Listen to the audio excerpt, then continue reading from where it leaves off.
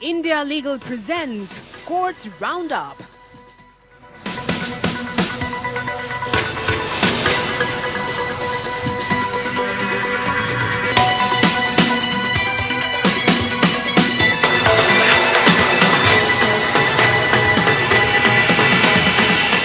नमस्कार, courts roundup में आप सभी का बहुत स्वागत है। मैं हूं आपके साथ वक्ता दुबे और इस बुलेटिन में अगले आधे घंटे हम आपको कोर्ट से जुड़ी तमाम छोटी बड़ी खबरों से रूबरू करवाएंगे। कोर्ट की कार्यवाही और सुप्रीम कोर्ट से लेकर हाई कोर्ट और लोअर कोर्ट्स तक के फैसलों को हम आपके सामने रखेंगे। तो चलिए शुरू करते हैं courts roundup. India Legal presents Courts Roundup.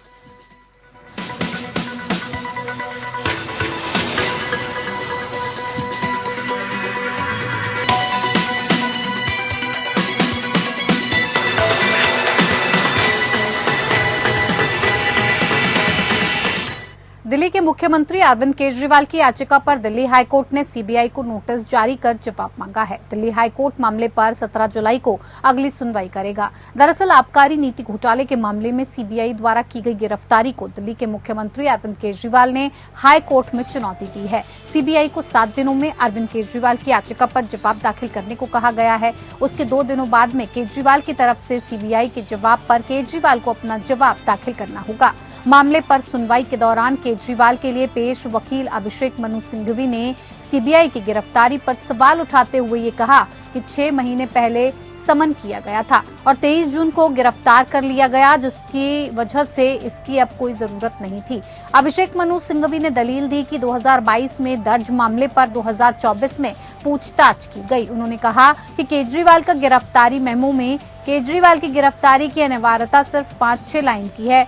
उसमें कारण बताया जाना चाहिए क्योंकि वो न्यायिक हिरासत में थे। केजरीवाल कोई आतंकवादी नहीं है, न ही देश से भागने का कोई रिस्क है। मामले को सुनवाई कर रही जज जस्टिस नीना बंसल कृष्णा ने ये पूछा कि अभी इस अर्जी में आप सिर्फ गिरफ्तारी को अवैध बता रहे हैं, इसमें जमानत के लिए कोई प्रार्थना नहीं है। सिंघवी ने कहा कि अभी हमने जमानत अर्जी नहीं दाखिल की, हम जमानत अर्जी दाखिल करेंगे तो कोर्ट को उसके बारे में बताएंगे। वहीं सीबीआई के वकील डीपी सिंह ने ये कहा कि उन्हें केजरीवाल की अर्जी पर जवाब दाखिल करने के लिए 3 हफ्ते का समय दिया जाए। साथ ही उन्होंने हाईकोर्ट को ये भी बताया कि दिल्ली की नई शराब नीति के कथित घोटाले के मामले में एक अन्य आरोपी की इसी आधार को लेकर दाखिल की गई याचिका हाईकोर्ट में लंबित है। उस पर जुलाई के तीसरे हफ्ते में सुनवाई होगी। इस पर जस्टिस बंसल ने कहा कि मैं उसके साथ ही सुनवाई की तारीख तय कर सकती है। हालांकि कोर्ट ने सीबीआई को अपना जवाब दाखिल करने के लिए 7 दिन का समय देते हुए मामले की सुनवाई 17 जुलाई को तय कर दी।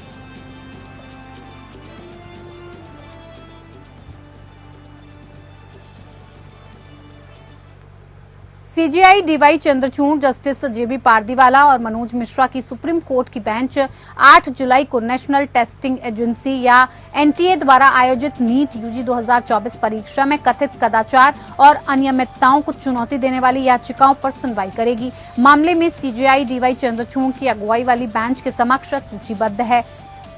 17 मई को सीजेआई डीवाई चंद्रचूड़ की अगुवाई वाली बेंच ने नीट यूजी परीक्षा के पेपर लीक का आरोप लगाने वाली याचिका पर नोटिस जारी किया और मामले की सुनवाई 8 जुलाई के लिए तय की थी। उस दिन बेंच ने नतीजों की घोषणा पर रोक लगाने की प्रार्थना को भी ठुकरा दिया।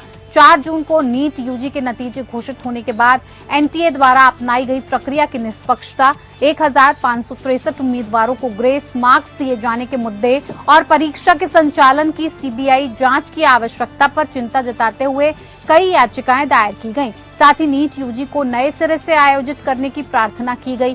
सुप्रीम कोर्ट के समक्ष कई याचिकाएं दायर की गईं, जिसमें आरोप लगाया गया कि राष्ट्रीय परीक्षण एजेंसी द्वारा 5 मई को आयोजित राष्ट्रव्यापी परीक्षा में गड़बड़ी की गई, क्योंकि पेपर लीक के कई मामले सामने आए। नीट यूजी के नतीजों की घोषणा के बाद कुछ व्यक्तियों को बैक डोर एंट्री देने के लिए कथित तौर पर समय की हानि के आधार पर 1536 उम्मीदवारों को मनमाने ढंग से ग्रेस मार्क्स दिए जाने के खिलाफ अतिरिक्त याचिकाएं भी दायर की गईं। एक याचिका में नीट यूजी 2024 के नतीजों को वापस लेने और नई परीक्षा आयोजित करने की भी मांग की गई। अतिरिक्त याचिकाएं भी दायर की गई और जिनमें परीक्षा के संचालन में कथित गड़बड़ियों की सीबीआई जांच की मांग की गई। इन मामलों में नोटिस जारी किया गया और 8 जुलाई को संयुक्त सुनवाई के लिए एक साथ रखा गया। जब याचिकाएं वेकेशन बेंच के समक्ष सुनवाई के लिए आईं, तो न्यायालय ने कई मौकों पर मौखिक रूप से इस बात पर जोर दिया कि अगर एनटीए की ओर से कोई गलती हुई है तो उसे जवाबदेही स्वीकार करनी चाहिए।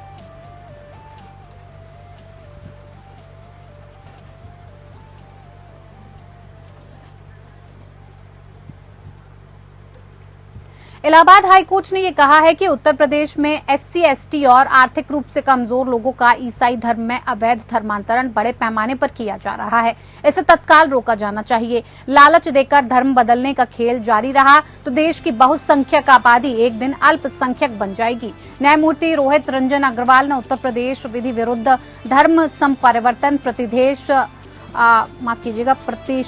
अधिनियम 2021 के तहत हमीरपुर के मदहा निवासी आरोपी कैलाश की जमानत याचिका खारिज करते हुए ये टिप्पणी की।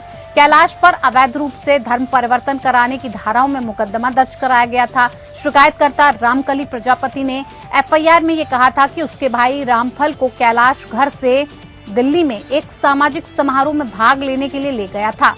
इस समारोह में गांव के कई और लोगों को भी ले जाया गया। बाद में सभी को लालच देकर ईसाई धर्म में परिवर्तित कर दिया गया। बकौल रामकली उनका भाई मानसिक रूप से बीमार चल रहा था। इस मामले में गिरफ्तारी के बाद कैलाश के अधिवक्ता ने दलील दी कि आवेदक ने शिकायतकर्ता के भाई का धर्मांतरण नहीं किया था। पादरी सोनू ने कार्यक्रम का आयोजन किया था और उसी ने सभी का धर्म परिवर्तन कराया। उसे जमानत पर रिहा किया जा चुका है। राज्य सरकार के अतिरिक्त महाधिवक्ता ने दलील दी कि ऐसी सभाओं का आयोजन कर बड़े पैमाने पर लोगों को ईसाई बनाया जा रहा है। कैलाश गांव से लोगों को ले जाकर ईसाई धर्म में परिवर्तित कराने में शामिल रहा है। उसे इसके बदले बहुत पैसा दिया गया। कोर्ट ने ये भी कहा कि संविधान का अनुच्छेद 25 किसी को भी स्वेच्छा से धर्म चुनने की आजादी देता है, लेकिन लालच देकर किसी का धर्म परिवर्तन करने की इजाजत नहीं देता। अपने धर्म का प्रचार करने का अर्थ किसी दूसरे धर्म के व्यक्ति को अपने धर्म में परिवर्तित कराना नहीं है।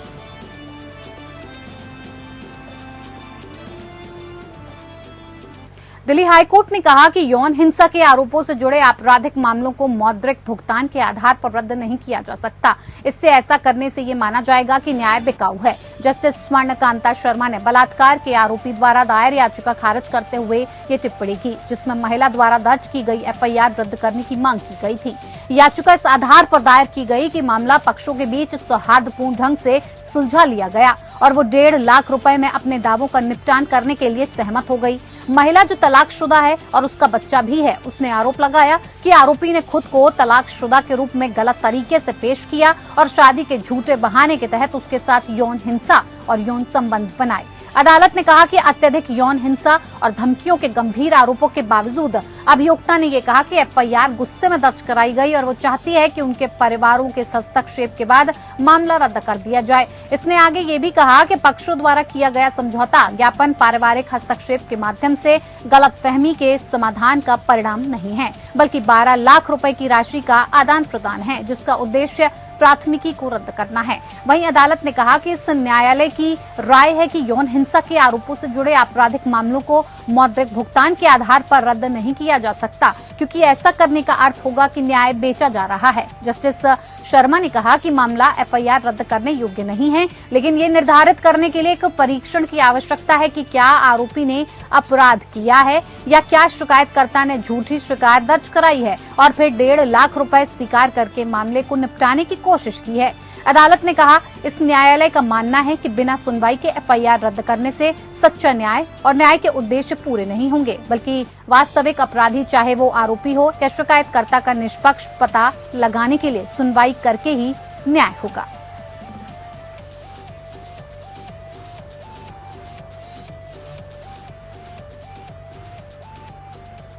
सीजेआई डीवाई चंद्रचूड़ ने 1 जुलाई 2024 से लागू हुए 3 नए आपराधिक कानूनों के बारे में कुछ भी कहने से इनकार किया है। सीजेआई ने कहा कि इन कानूनों से संबंधित मुद्दे सुप्रीम कोर्ट के समक्ष लंबित हैं, इसीलिए उन्हें इनके बारे में नहीं बोलना चाहिए। उन्होंने कहा ये ऐसे मुद्दे हैं जो सुप्रीम कोर्ट के समक्ष विचाराधीन है, संभवतः अन्य हाईकोर्ट के समक्ष भी, इसीलिए मुझे न्यायालय के समक्ष आने वाली किसी भी चीज पर नहीं बोलना चाहिए। सीजेआई ने ये बात कड़कड़डुमा, शास्त्री पार्क और रोहिणी में 3 न्यायालय भवनों के निर्माण के लिए शिलान्यास समारोह में नए अधिनियमों से संबंधित एक प्रश्न पूछे जाने के बाद कही।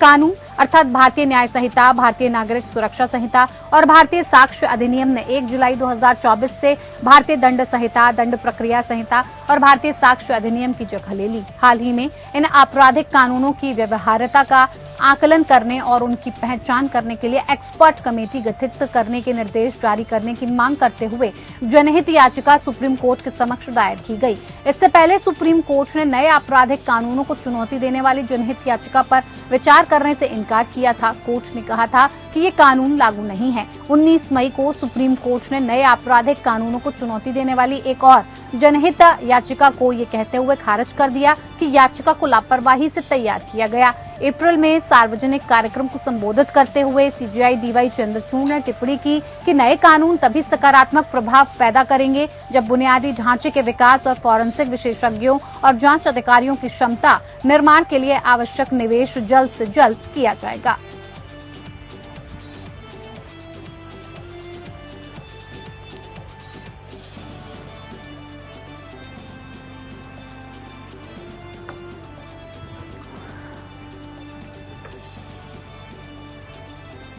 प्रधान न्यायाधीश डीवाई चंद्रचूड़ ने दिल्ली के शास्त्री पार्क और रोहिणी सेक्टर 26 में अदालत परिसरों की आधारशिला रखी।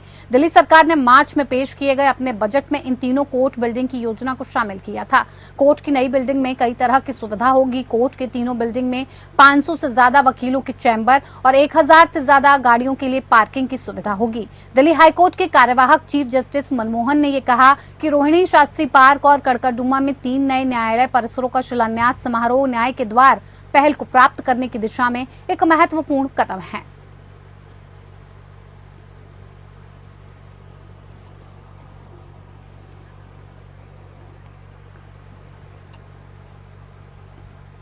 आइए अब इंडिया लीगल वेब रिपोर्टर से समझते हैं कि क्या उपभोक्ता संरक्षण अधिनियम के तहत अधिवक्ता सेवा में कमी के लिए उत्तरदायी है।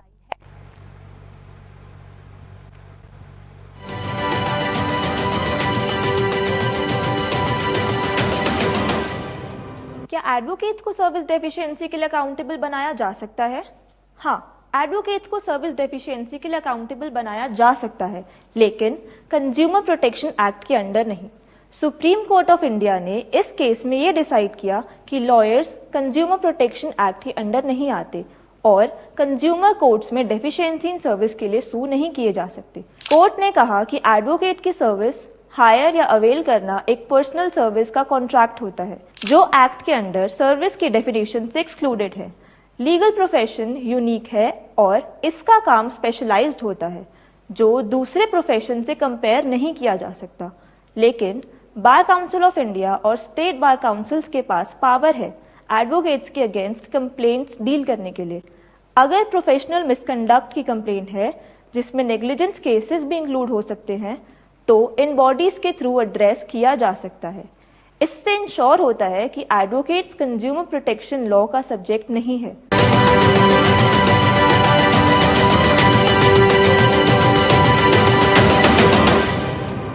पटना हाईकोर्ट ने यौन उत्पीड़न के लिए धारा 3 पॉक्सो अधिनियम और बलात्कार के लिए धारा 376 आईपीसी के तहत अपीलकर्ता की सजा के खिलाफ एक आपराधिक अपील पर फैसला करते हुए ये कहा है कि हमारे समाज में किसी भी लड़की का कोई भी माता पिता अपनी बेटी की पवित्रता को लेकर उसकी प्रतिष्ठा को नुकसान नहीं पहुंचा सकता। हमारे समाज में ये देखा गया है कि यौन उत्पीड़न के मामले में भी पीड़ित और उनके माता पिता आपराधिक मामला दर्ज कराने के लिए सार्वजनिक रूप से जाने में हिचकिचाते हैं क्योंकि ऐसी घटना के बाद लड़की का जीवन लगभग बर्बाद हो जाता है। अपीलकर्ता ने यह दावा किया कि उसे पैसे ऐंठने और पीड़िता से शादी करवाने के लिए झूठा फंसाया गया था। जस्टिस आशुतोष कुमार और जस्टिस जितेंद्र कुमार की खंडपीठ इस तर्क से सहमत नहीं थी। उन्होंने कहा कि आरोप अन्य 2 सह आरोपियों के खिलाफ भी लगाया गया था। न्यायालय ने कहा कि चूंकि पीड़िता ने घटना के लगभग 9 महीने बाद एक बच्चे को जन्म दिया, इसीलिए ये साबित होता है कि अपीलकर्ता और अन्य सह आरोपियों द्वारा उसके साथ बलात्कार किया गया था। न्यायालय का मानना था कि घटना के 5-6 महीने बाद एफआईआर दर्ज करने में देरी के पीछे उचित कारण था। न्यायालय ने माना कि आरोपी ने पीड़िता को जान से मारने की धमकी देकर किसी को न बताने की धमकी दी। न्यायालय ने माना कि आरोपी को धारा 376 आईपीसी के तहत दोषी ठहराने के लिए पर्याप्त सबूत थे। हालांकि न्यायालय ने धारा 3 पॉक्सो अधिनियम के तहत अपीलकर्ता को बरी कर दिया, क्योंकि अभियोजन पक्ष पीड़िता की उम्र 18 वर्ष से कम साबित नहीं कर सका। न्यायालय ने कहा कि पीड़िता के कक्षा 9 में पढ़ने के बावजूद पीड़िता के माइनर होने को साबित करने के लिए कोई प्रमाण पत्र प्रस्तुत नहीं किया गया। न्यायालय ने कहा कि पीड़िता की उम्र के बारे में दस्तावेजी सबूत न दिखाने से पीड़िता की उम्र के संबंध में अभियोजन पक्ष के खिलाफ प्रतिकूल निष्कर्ष निकलता है।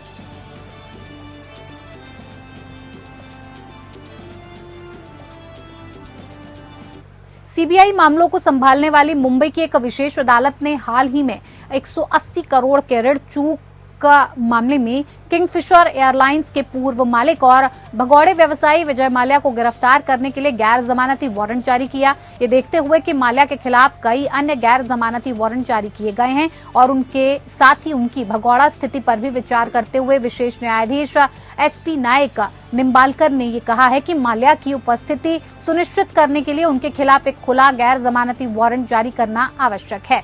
यह आदेश केंद्रीय जांच ब्यूरो के एक आवेदन पर पारित किया गया था। सीबीआई ने तर्क दिया था कि 2007 से 2012 के बीच माल्या ने जानबूझकर ऋण भुगतान में चूक की, जिसके परिणाम स्वरूप सरकारी इंडियन ओवरसीज बैंक को 180 करोड़ रुपए से अधिक का नुकसान हुआ। 2016 में सीबीआई ने माल्या के खिलाफ भारतीय दंड संहिता 1860 आईपीसी की धारा 120 बी आपराधिक साजिश के साथ धारा 420 धोखाधड़ी और भ्रष्टाचार निवारण अधिनियम के तहत मामला दर्ज किया गया था। सीबीआई ने तर्क दिया कि माल्या ने जानबूझकर कानून की प्रक्रिया से परहेज किया है और इसीलिए इसने विशेष अदालत से माल्या की गिरफ्तारी के लिए एनबीडब्ल्यू जारी करने का आग्रह किया। माल्या की बार बार अनुपस्थिति और भगौड़े आर्थिक अपराधी के रूप में उनकी स्थिति को देखते हुए विशेष अदालत ने उनकी उपस्थिति सुनिश्चित करने के लिए गैर जमानती वारंट जारी करना उचित समझा। इससे पहले सुप्रीम कोर्ट ने भारतीय स्टेट बैंक के नेतृत्व में लेनदारों के एक संघ द्वारा दायर याचिका में जानबूझकर अपने आदेशों की अवहेलना करने के लिए 2017 में माल्या को अदालत की अवमानना का दोषी ठहराया गया था।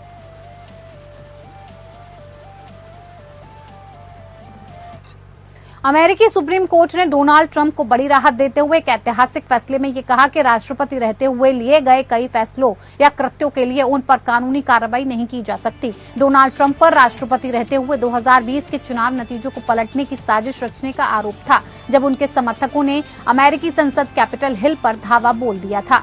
इसको लेकर उनके खिलाफ केस दर्ज हुआ था। डोनाल्ड ट्रंप ने वॉशिंगटन की एक निचली अदालत में अपील की थी कि उन पर आपराधिक मामले न चलाए जाएं, क्योंकि पूर्व राष्ट्रपति होने के नाते उन्हें संवैधानिक संरक्षण प्राप्त है। उनकी इस अपील को निचली अदालत ने खारिज कर दिया था। सुप्रीम कोर्ट ने लोअर कोर्ट के फैसले को पलट दिया। हालांकि शीर्ष अदालत का ये फैसला सर्वसम्मत न होकर 6-3 से विभाजित रहा, यानी संवैधानिक बेंच में शामिल 9 जजों में से 6 फैसले के समर्थन और 3 विरोध में रहे। फैसला मुख्य न्यायाधीश जॉन रॉबर्ट्स ने लिखा। डोनाल्ड ट्रंप ने अदालत के फैसले को संविधान और लोकतंत्र की बड़ी जीत बताया। डोनाल्ड ट्रंप इस साल के अंत में होने वाले अमेरिकी चुनाव में रिपब्लिकन पार्टी की ओर से राष्ट्रपति पद के संभावित उम्मीदवार हैं। वो राष्ट्रपति जो बाइडेन को चुनौती दे रहे हैं। सुप्रीम कोर्ट ने कैपिटल हिल केस को वापस ट्रायल कोर्ट भेज दिया है। माना अब ये भी जा रहा है कि ट्रायल कोर्ट इस मामले में अब राष्ट्रपति चुनाव के बाद ही सुनवाई करेगा। हालांकि डोनाल्ड ट्रंप को पॉर्न स्टार को पैसे देकर चुप कराने के मामले में सुप्रीम कोर्ट से राहत नहीं मिली है और इस मामले में सुनवाई पूरी हो चुकी है और 11 जुलाई को सजा सुनाई जानी है। सुप्रीम कोर्ट ने साफ किया कि ट्रंप को आपराधिक केस में छूट उसी मामले में मिलेगी जिन पर उन्होंने राष्ट्रपति पद पर रहते हुए निर्णय लिए। उन्हें निजी आपराधिक मामलों में छूट नहीं मिलेगी। ट्रंप पर पॉर्न स्टार को 2016 में पैसे देकर चुप कराने के आरोप हैं, जब वो राष्ट्रपति पद के उम्मीदवार थे। ऐसे में ये केस ट्रंप के निजी आपराधिक मामले के रूप में देखा जाएगा।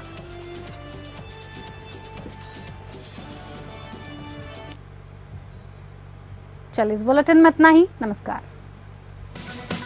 India Legal presents Courts Roundup.